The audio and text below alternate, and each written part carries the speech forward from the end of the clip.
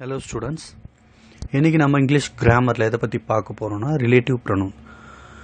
இது வந்து ரொம்ப முக்கியமான ஒரு கிளாஸ். அதாவது 12th ஸ்டாண்டர்ட் 11th ஸ்டாண்டர்ட் இவங்களுக்கெல்லாம் வந்து சிலபஸ்ல இருக்கு. குறிப்பா அவங்க எல்லாம் வந்து இந்த வீடியோ பார்த்தாங்கன்னா உங்களுக்கு ரிலேட்டிவ் pronounனா எப்படி ஆன்சர் பண்றது எக்ஸாம்ல போர்டு எக்ஸாம்ல அப்படின்றது உங்களுக்கு ஈஸியா புரியும். ஃபர்ஸ்ட் ரிலேட்டிவ் pronouns என்னென்ன அப்படின்னா who, whom, whose, which, that, what, etc. அதாவது whoனா யாரு, whom அப்படின்னா யாருக்கு, whose யாருடைய, which எது எந்த, that அது, இந்த what அப்படின்னா என்ன. இது மாதிரி சில ரிலேட்டிவ் ப்ரொனவுன்ஸ் இருக்குது. அதில் குறிப்பாக இப்போ நம்ம இதை பார்க்க போகிறோம். அதாவது இது வந்து எக்ஸாம் சிலபஸில் இருக்குது 12th ஸ்டாண்டர்ட். ஸோ கவனிங்க. ரிலேட்டிவ் அட்வர்ப்ஸும் இருக்குது. அது இது என்னென்னா when, where, why. when அப்படின்னா எப்பொழுது, வேர்னா எங்கே, ஒய் அப்படின்னா ஏன். இது உங்களுக்கு தெரியும். குறிப்பாக இதெல்லாம் வந்து நீங்கள் எழுதி வச்சுட்டு நோட்ஸ் எடுத்துகிட்டு நீங்கள் படித்து பார்த்தீங்கன்னா உங்களுக்கு வந்து ஈஸியாக புரியும். ஸோ நான் சொல்கிறதெல்லாம் நீங்கள் நோட்ஸ் எடுக்கிறது நல்லது. இப்போ பார்க்கலாம் சம் மீன்ஸ். அதாவது ரிலேட்டிவ் ப்ரொனவுன்ஸ் இது வந்து உங்களுக்கு ஈஸியாக புரியணும்னா சில இன்ஸ் இருக்குது, அதை ட்ரிக்ஸ் இருக்குது. அதை வச்சு நீங்கள் வந்து ஈஸியாக ஆன்சர் பண்ணலாம் எக்ஸாமில், ஸ்டேட் போர்டு எக்ஸாம்ஸில். அதாவது ஒரு சென்டென்ஸ் கேட்குறாங்கன்னா அதில் ஒரு டேஷ் அதில் தான் நீங்கள் வந்து ஃபில் பண்ணணும். அது வந்து பார்த்தீங்கன்னா அந்த டேஷ்க்கு முன்னாடி ஒரு சென்டென்ஸ், பெரிய சென்டென்ஸ், எவ்வளோ பெரிய சென்டென்ஸாக இருந்தாலும் அந்த ஆன்சர் கொடுக்குற அந்த டேஷ், அந்த டேஷ்க்கு முன்னாடி பர்சன், அதாவது பர்சன்னா யாராவது, நவுன், பர்சன் நவுன். இந்த நவுன் என்னன்னு தெரியும். Person noun, things noun, place noun, ஓகேவா. அப்புறம் அனிமல்ஸ், பேர்ட்ஸ், இதெல்லாம் நவுனு. இப்போது பர்சன் டேஷ்க்கு முன்னாடி பர்சனு, டேஷ்க்கு பின்னாடி வேர்ப். வேர்புன்னா உங்களுக்கு தெரியும் ஒரு ஆக்ஷன்ஸ், நம்ம செயல்கள் எதுவாக இருந்தாலும் அது வேர்ப். அது மாதிரி இந்த டேஷ்க்கு முன்னாடி ஒரு பர்சன் இருக்கணும் இருந்தா, டேஷ்க்கு பின்னாடி ஒரு வேர்ப் இருந்தா, அந்த டேஷில் நம்ம யூஸ் பண்ண போகிறது ஹூ. அது கன்ஃபார்மாக நீங்கள் ஹூ யூஸ் பண்ணலாம். அதுதான் ஆன்சர். நெக்ஸ்ட், டேஷ்க்கு முன்னாடி திங்ஸ் ஆர் ஆக்ஷன், ஆக்டிவிட்டீஸ், ஒரு ஆக்டிவிட்டீஸ், திங்ஸ் பொருட்களாகவோ இல்லை நம்ம செய்கைகள் அது இருந்தாலும் டேஷ்க்கு பின்னாடி வேர்ப் ஆர் ப்ரொனவுன். வேர்ப் இருந்தாலோ இல்லை ப்ரொனவுன். வேர்ப்னா தெரியும் செயல்கள், ப்ரொனவுன்னா உங்களுக்கு தெரியும்னு நினைக்கிறேன். அந்த ஈஷி, இட்டு, தே, அதாவது ப்ரொனவுன் நவுனோட பிரதி பெயர் சொல்ல தான் ப்ரொனவுன் சொல்லுவோம். அந்த டேஷ்க்கு பின்னாடி ப்ரொனவுனோ வேர்போ இருந்தால் அதில் கண்டிப்பாக நம்ம which அல்லது தட் ரெண்டுத்தில் எதுவுமே யூஸ் பண்ணலாம். ரெண்டுமே சேம் மீனிங் கிட்டத்தட்ட. which இல்லை ஸ்லாஷ் போட்டு தட் அப்படியும் யூஸ் போட்டுக்கலாம், ரெண்டும் கூட சேர்த்து போட்டுக்கலாம். தேர்ட் ஒன், டேஷ்க்கு முன்னாடி பர்சன், டேஷ்க்கு பின்னாடி ப்ரொனவுன் அப்படி இருந்தால் அதில் நீங்கள் ஹூம் போடலாம். நெக்ஸ்ட் ஒன், டேஷ்க்கு முன்னாடி பர்சன், டேஷ்க்கு பின்னாடி person or place or activities, இது மூணுத்தில் எது இருந்தாலும் ஊஸ் போடலாம். நெக்ஸ்ட் ஒன், டேஷ்க்கு முன்னாடி பிளேஸ் இருந்துட்டு டேஷ்க்கு பின்னாடி ப்ரொனவுன் அப்படி இருந்துச்சுன்னா நீங்கள் வேர் போடலாம். நெக்ஸ்ட் ஒன், டேஷ்க்கு முன்னாடி வேர்ப், டேஷ்க்கு பின்னாடி ப்ரொனவுன் அப்படி இருந்தால் நீங்கள் வாட் போடலாம். இதெல்லாம் ஷூட்டபிளான ஆன்சர்ஸ் இது.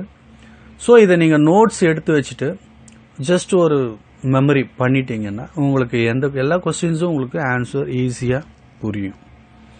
அதுக்கு முன்னாடி நான் ஒன்று சொல்கிறேன். இந்த ப்ரொனவுன்ஸ் அப்படின்னா கன்ஃபியூஸ் ஆக வேண்டாம். குறிப்பிட்ட நிறைய ப்ரொனவுன்ஸ் இருக்குது, குறிப்பிட்ட ப்ரொனவுன்ஸ் சொல்கிறேன். இதெல்லாம் பாருங்கள். இந்த I, she, it, they, we, you, ஹை நிறைய இருக்குது. இன்னும் இருந்தாலும் குறிப்பாக இந்த சிலபஸ்க்காக உங்களுக்கு மெயினாக இது தெரிஞ்சிட்டா போதும், ஈஸியாக ஆன்சர் உங்களுக்கு தெரிஞ்சிடும்.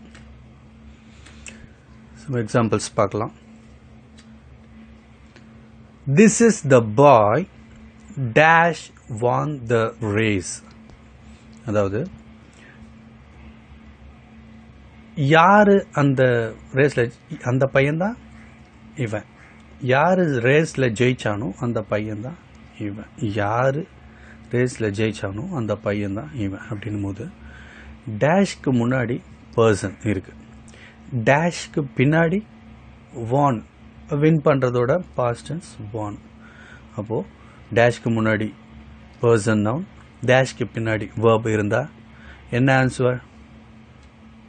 Who is the answer? This is the boy who won the race.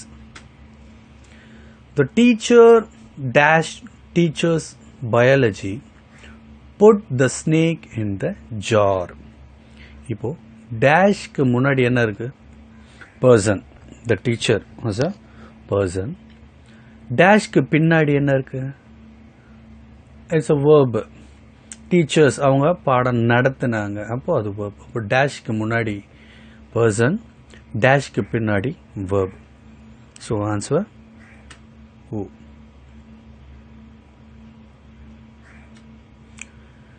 Show me the book dash you bought yesterday. உன் புக்கை காட்டு, எதை நீ நேற்று வாங்கினியோ அதை காட்டு, எதை.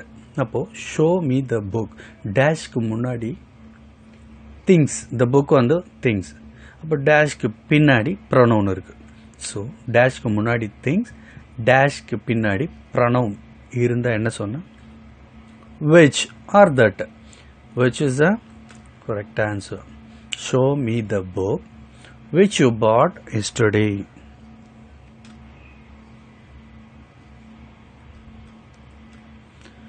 My friend dash father works in Agra has made a clay model of the Taj Mahal.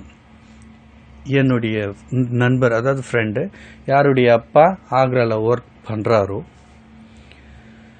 அவர் வந்து இந்த களிமண் மாடல்லாம் ஒரு தாஜ்மஹால் செய்தார் அப்படின்னு சொல்கிறோம்.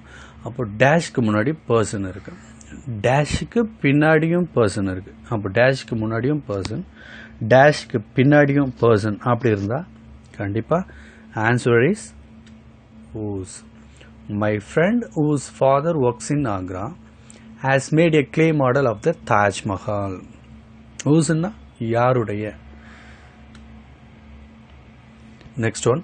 This is the house dash I was born. இங்கே பாருங்க, இதுதான் அந்த வீடு, எங்கே நான் பிறந்தனோ அதுதான் இது. அப்போது டேஷ்க்கு முன்னாடி house, house is a place. அப்போ ஹவுஸ் வந்து இடத்தை குறிக்குது. டேஷ்க்கு முன்னாடி பிளேஸ் இருக்குது, டேஷுக்கு பின்னாடி ப்ரொனவுன் இருக்குது. அப்போது ஆன்சர் வேர். டேஷ்க்கு முன்னாடி பிளேஸ் வந்தாலே அங்கே நீங்கள் வேர் தான் யூஸ் பண்ணணும். This is the boy dash speech was excellent. Listen. இவன் தான் அந்த பையன், யாருடைய பேச்சு நல்லா இருந்ததோ, அவங்க எக்ஸலண்ட்டாக இருந்ததோ அந்த பையன் தான் இவன் அப்படின்னு சொல்கிறாங்க. திஸ் இஸ் த பாய். இப்போ டேஷ்க்கு முன்னாடி பர்சன் இருக்காங்க, டேஷ்க்கு பின்னாடி ஸ்பீச், அவருடைய ஆக்டிவிட்டீஸ், அவருடைய ஆக்ஷன் இருக்குது. அப்போது அதுக்கு நம்ம என்ன யூஸ் பண்ணலாம்? whose. Most of the friends dash she had invited came for her wedding. நிறைய நண்பர்கள் யாருக்கெல்லாம் இன்வைட் பண்ணாங்களோ அவங்க எல்லாம் அவங்களுடைய வெட்டிங்க்கு வந்திருந்தாங்க, அவளுடைய வெட்டிங்க்கு வந்திருந்தாங்க. அப்போ டேஷ்க்கு முன்னாடி பர்சனு, டேஷ்க்கு பின்னாடி ப்ரோனவுன். இப்போ answer whom. Most of the friends whom she had invited came for her wedding. யாருக்கெல்லாம், யாருக்கு அப்படின்னு சொல்கிறோம், whom அப்படின்னா யாருக்கு, யாருக்கெல்லாம் இன்வைட் பண்ணாங்களோ அவங்கெல்லாம் திருமணத்துக்கு வந்தாங்க.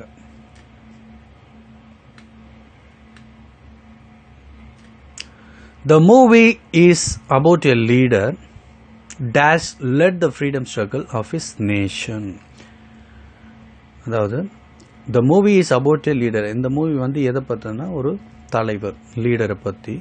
யார் வழி நடத்தினாங்களோ, லெட், லீடோட past tense led, led the freedom struggle of his nation. அப்போது டேஷுக்கு முன்னாடி பர்சன், லீடர் வந்து ஒரு பர்சன், டேஷ்க்கு பின்னாடி லெட், அதாவது லீடோட பாஸ்ட் லெட், வழி நடத்தினாங்க, தலைமை வகிச்சிட்டாங்க அப்படின்னு. அப்போ முன்னாடி பர்சன் பின்னாடி verb அப்படி இருந்தால் எதுன்னு சொன்ன? who. I mean dash I see. அதாவது டேஷ்க்கு முன்னாடி என்ன இருக்குது? verb. I mean. எடுத்துக்காட்டா ஒரு உதாரணமாக சராசரியாக சொல்கிறது. I mean what I see. இப்போ டேஷுக்கு முன்னாடி மெயின் verb இருக்குது, டேஷுக்கு பின்னாடி pronoun I. So I mean what I see. This is the school dash I studied. இதுதான் அந்த ஸ்கூல், எங்கே நான் படித்தனோ அது இது. This is the school. டேஷ்க்கு முன்னாடி school. School is a place. School வந்து ஒரு இடத்தை குறிக்கிறது. அப்போது டேஷ்க்கு பின்னாடி ப்ரொனவுன் வந்து அப்போது அப்படி இருந்தால் நம்ம என்ன ஆன்சர் போடலாம்? வேர். This is the school where I studied.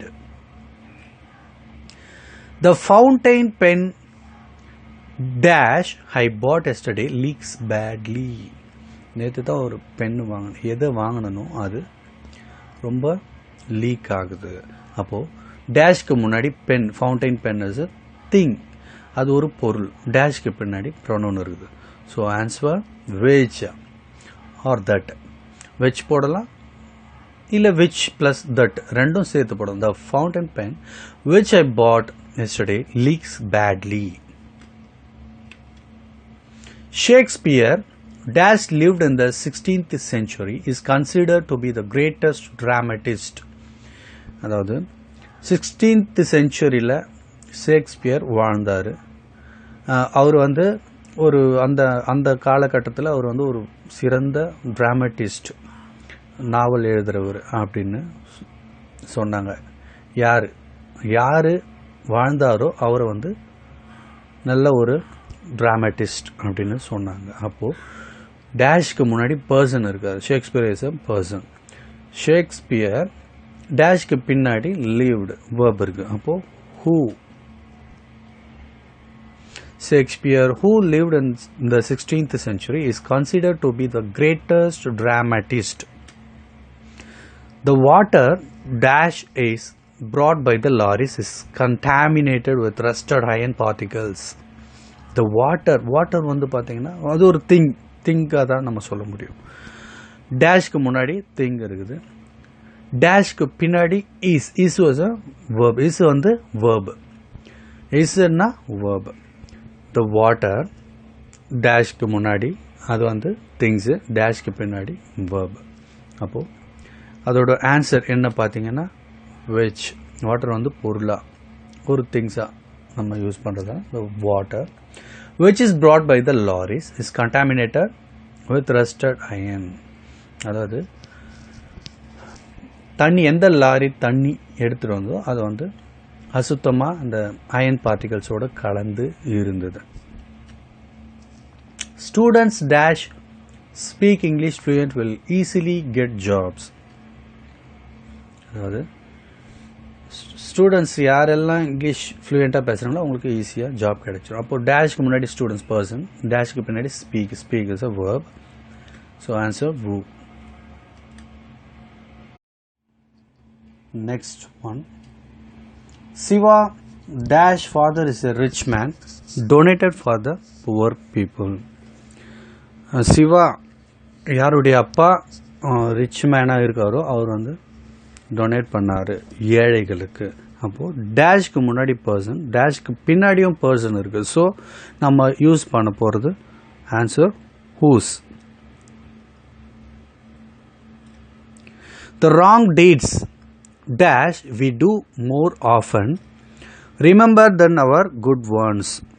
அப்போது நம்ம எவ்வளோ தான் நல்லது பண்ணாலும் நம்ம செஞ்ச தவறு நம்ம செய்கிற நல்லது பண்ணும்போது அது ஞாபகத்தில் வந்து போகும். அப்போது த ராங் டீட்ஸ் அப்படின்றது வந்து ஒரு தீய பழக்கம்ன்றது ஒரு பொருளாக நினச்சிக்கலாம். ஒரு தீயவை, ஒரு கெட்ட பழக்கம் அப்படின்றது ஒரு திங்காக எடுத்துக்கலாம். அப்புறம் டேஷ்க்கு பின்னாடி வி ப்ரொனவுன் இருக்குது. அப்போ டேஷ்க்கு முன்னாடி திங், டேஷ்க்கு பின்னாடி ப்ரொனவுன் இருந்தால் ஆன்சர் தட் ஆர் விச். ஒரு பொருளாக இருக்கிறதால தட் ஆர் விச் யூஸ் பண்ணலாம். Kumaraswamy dash house I live in owns most of the mills in this town. Kumaraswamy யாருடைய வீட்டில் நான் குடி இருந்தனோ அங்கே அந்த டவுனில் நிறைய மில்ஸ் இருக்குது. அப்படின்னு சொல்கிறாங்க. அப்போது டேஷ்க்கு முன்னாடி குமாரசுவாமி, டேஷ்க்கு பின்னாடி ஹவுஸ் பிளேஸ் இருக்குது. அப்போது டேஷ்க்கு முன்னாடி பர்சன், டேஷ்க்கு பின்னாடி பிளேஸ் இருந்தால் answer whose. Is there anyone dash can help me? Is there யாராவது இருக்கிறீங்களா, யார் இருக்கிறீங்க எனக்கு ஹெல்ப் பண்ண அப்படின்னு. Is there anyone டேஷ்க்கு முன்னாடி anyone-ன்றது பர்சன், டேஷ்க்கு பின்னாடி கேன், அப்போது verb இருக்குது. டேஷ்க்கு முன்னாடி பர்சன், டேஷ்க்கு பின்னாடி verb அப்படி இருந்தால் answer who. This is dash I heard about him. This is dash I heard about him. நான் என்ன அவரை பற்றி கேட்டனோ அதுதான். அப்போ this is வந்து verb இருக்குது. டேஷ்க்கு முன்னாடி verb, டேஷ்க்கு பின்னாடி I is a pronoun. அப்போ this is what I heard about him. This is what I heard about him. Relative ப்ரொனவுன்ஸ்னால் இந்த மெத்தட் வச்சு பண்ணிங்கன்னா ஈஸியாக நீங்கள் எல்லா கொஸ்டின்ஸும் அட்டென்ட் பண்ணலாம். குறிப்பாக 12th standard, 11th standard, 10th also இந்த ரிலேட்டிவ் ப்ரொனவுன்ஸ் சிலபஸில் இருக்குது. ஸோ இதை தெரிஞ்சிட்டிங்கன்னா நீங்கள் கண்டிப்பாக அந்த ஆன்சரை நீங்கள் விட மாட்டீங்க, அந்த கொஸ்டினை விட மாட்டீங்க, ஆன்சர் அட்டென்ட் பண்ணுவீங்க. ஸோ வாட்ச் பண்ணதுக்கு நன்றி. அடுத்த வீடியோவில் பார்க்கலாம்.